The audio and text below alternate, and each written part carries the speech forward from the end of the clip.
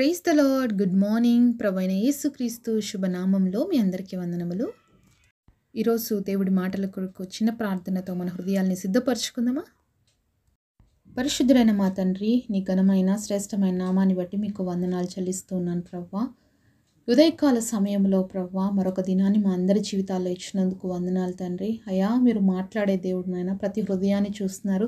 ఎవరికి ఏ మాటలైతే అవసరం ఉన్నాయో తండ్రి, ఆ మాటల నుంచి ప్రతి ఒక్కరితో మాట్లాడి బలపరిచి ఆదరించి ధైర్యపరచమని యేసు నామంలో ప్రార్థిస్తున్నాము తండ్రి. ఆమేన్. ఈరోజు దేవుని వాగ్దానము హెబ్రీయులకు రాసిన పత్రిక 12వ అధ్యాయము 6వ వచనం. ప్రభువు తాను ప్రేమించు వానిని శిక్షించి తాను స్వీకరించు ప్రతి కుమారుణ్ణి దండించును. Hebrews chapter 12 verse 6 For whom the Lord loveth he chasteneth and scourgeth every son whom he receiveth. దేవుడిచ్చినటువంటి అద్భుతమైన వాగ్దానం మనందరి జీవితంలో నెరవేర్చబడును గాక. ఆమేన్. ఈ వాగ్దానము నా జీవితంలో నెరవేరాలని ఎంతమందికి ఆశ ఉందండి? మరి మీకు నిజంగా ఆశ ఉంటే ఈ వాగ్దానము ఎన్నో పరిస్థితులకి దారితీస్తుందండి. ఎందుకు ఇలా చెప్తున్నానంటే, దేవుడు ఏమంటున్నాడంటే, ప్రభు తాను ప్రేమించే వాడిని ఏం చేస్తాడంటే శిక్షిస్తాడంట. కానీ ఈరోజు ఎవ్వరికి శిక్ష అవసరం లేదు కదా.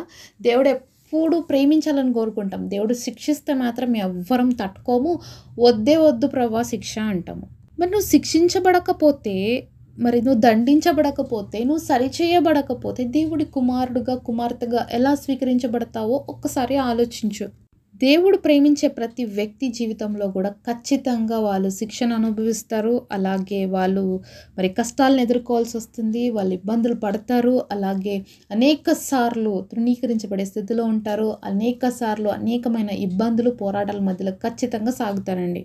ఒకసారి సామెతల గ్రంథము 13వ అధ్యాయము 24వ వచనం చూద్దాము. బెత్తము వాడని వాడు తన కుమారునికి విరోధి, కుమారుణ్ణి ప్రేమించువాడు వానిని శిక్షించును. మరి దేవుడి వాక్యం ఈ విధంగా సెలవిస్తుంది. మీరు మీ పిల్లల్ని ప్రేమిస్తే మీరేం చేయాలంట? వాళ్ళని మరి శిక్షించాలంట. ఎందుకు శిక్ష ఎందుకు అవసరం అవుతుందండి?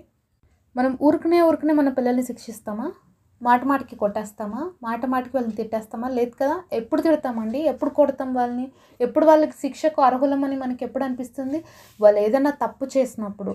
ఒకసారి తప్పు చేస్తే విడిచిపెడతాం కదా. రెండోసారి చేసినప్పుడు చేయొద్దు అంటాం. మూడోసారి మాత్రం విడిచిపెడతామా? ఖచ్చితంగా వాళ్ళని సరి చేయడానికి ప్రయత్నం చేస్తాం. అంటే శిక్ష ఎప్పుడు వస్తుందంటే, మనము చేస్తున్న తప్పే పదే చేస్తున్నప్పుడు, దేవుడు చెప్తున్నా మనం వినిపించుకోకుండా అదే మార్గంలో వెళ్తున్నప్పుడు దేవుడు ఏం చేస్తాడంటే దానికి ఫుల్ స్టాప్ పెట్టడానికి, మనల్ని ఒక చోట స్టాప్ చేయడానికి మనకి శిక్ష అనేది అవసరం. కాబట్టి దేవుడు మనల్ని శిక్షిస్తాడు. మరి ఇప్పుడు శిక్ష అనేది మన జీవితంలో మంచి చేస్తుందా చెడు చేస్తుందా? మంచి చేస్తుంది కదా అండి. అంటే ఇంకా ఆ తప్పులో ఆ పాపంలో కావచ్చు మనం ప్రొలాంగ్గా ఉండొద్దు, ఇంకా దేవుడి మాట వినాలి. కాబట్టే దేవుడు ఏం చేస్తాడంటే మనల్ని శిక్షిస్తాడు. ఇలాంటి శిక్షించే ప్రాసెస్లో ఏం జరుగుతుందంటే, ఒక వ్యక్తి అనేకమైన పరిస్థితుల గుండా వెళ్ళాల్సి వస్తుంది.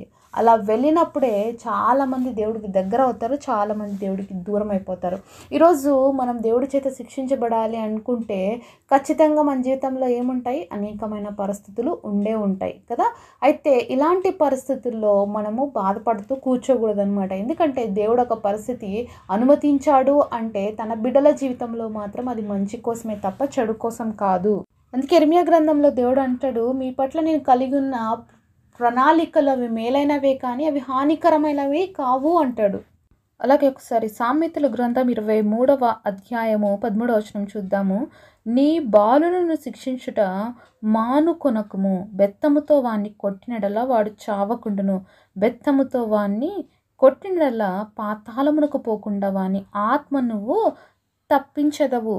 ఎంత అద్భుతమైన మాటలు చూస్తున్నాం కదండి. ఏమంటున్నాడు దేవుడు? మీ పిల్లల్ని శిక్షించడం అనేది మానేయొద్దండి. ఖచ్చితంగా మీరు దాన్ని అవలంబించండి, దాన్ని ఒక ఆచరణలో పెట్టండి అని చెప్తున్నాడు. మరి ఎలా శిక్షించమనేది కూడా చెప్తున్నాడు. బెత్తంతో వాడిని కొట్టినడల్లా వాడు చావకుండును అంటున్నాడు. బెత్తం తీసుకొని కొట్టండి అని చెప్తున్నాడు దేవుడు ఇక్కడ. అంటే మన పిల్లల్ని చంపేమని చెప్పట్లేదు దేవుడు, చావకుండును కాబట్టే నువ్వు బెత్తంతో కొట్టు అంటున్నాడు. అంతటితో ముగించలేదండి. ఇంకొక మాట కూడా దేవుడు చెప్పాడు.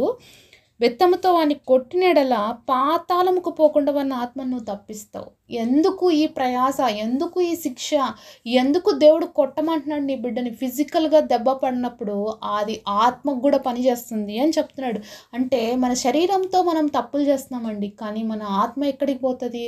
మరి దేవుడు సన్నిధి కన్నా పోవాలి. ఒకటి మంచి చేస్తే, చెడు చేస్తే పాతాళంలోకి పోవాలి. ఇప్పుడు మనం అనుకున్నాము తప్పు చేస్తేనే కదా శిక్షిస్తామని. ఇప్పుడు మన పిల్లలు తప్పు చేసినప్పుడు వాళ్ళని బెత్తంతో దండించకుండా సరిచేయకపోతే వాళ్ళ ఆత్మ ఎక్కడికి వెళ్తుంది? పాతాళంలోకి పోతుంది. దేవుడికి ఇష్టం లేదు. అందుకనే మీ పిల్లల్ని శిక్షించండి, తప్పు చేయకుండా వాళ్ళకి మంచి మార్గం నేర్పియండి. వాళ్ళు తప్పు చేసినప్పుడు వాళ్ళని సరిచేయండి. అంతే, వాళ్ళు చావాలని కొట్టద్దండి, కానీ సరిచేయడానికి కొట్టండి. వాళ్ళ శరీరం హింసించబడ్డానికి కొట్టద్దండి, కానీ వాళ్ళ ఆత్మ పాతాళంలోకి పోకుండడానికి కొట్టండి అని చెప్తున్నాడు దేవుడు. కాబట్టి ఏ రోజైనా మీ పిల్లల్ని కొడుతున్నప్పుడు కానీ తిడుతున్నప్పుడు కానీ మీకు ఒకే ఆలోచన ఉండాలి, ఇలా నేను శిక్షిస్తున్నాను ఇప్పుడు, మరి ఇలా తప్పు చేస్తున్నారు కాబట్టి నేను ఇలా చేస్తున్నాను. ఇది ఏ రకమైన తప్పు, వాళ్ళు ఏ విధానంలో తప్పు చేస్తున్నారు, ఏ విధానంలో సరి చేయాలనేది కూడా మనం ఆలోచించాలి. మనందరి అంతిమ గోల్ ఏంటి? మనందరికి ఉన్న నియమం ఏంటంటే మనందరం నిత్యరాజ్యానికి పోవాలి, పరలోక రాజ్యంలోకి పోవాలి. ఈరోజు భూమి మీద ఒక కుటుంబంగా ఉన్నాము, పిల్లల్ని, భర్త, భార్యలు అందరినీ కలిగి ఉన్నామంటే, మన ఇంట్లో వాళ్ళని కలిగి ఉన్నామంటే మనందరికి ఒకే ఆలోచన ఉండాలి. మనం అందరం ఎక్కడికి పోవాలి? పరలోక రాజ్యంలో కూడా కుటుంబంగా దేవుడి సన్నిధిలో మనం ఉండాలన్న ఆశ ఉండాలండి. అలాంటి ఆశతోనే బ్రతకాలి. కాబట్టి మన పిల్లలు తప్పు చేసినప్పుడు ఖచ్చితంగా మనం వాళ్ళని దండించాలి, వాళ్ళని శిక్షించాలి. గుర్తుపెట్టుకోండి, పాతాళంలో నుంచి వాళ్ళ ఆత్మను కాపాడడానికి ఎప్పుడు ప్రయత్నం చేస్తూనే ఉండాలి, శిక్షిస్తూనే ఉండాలి. మానక వాళ్ళని మనము క్రమశిక్షణలో నడిపిస్తూనే ఉండాలి.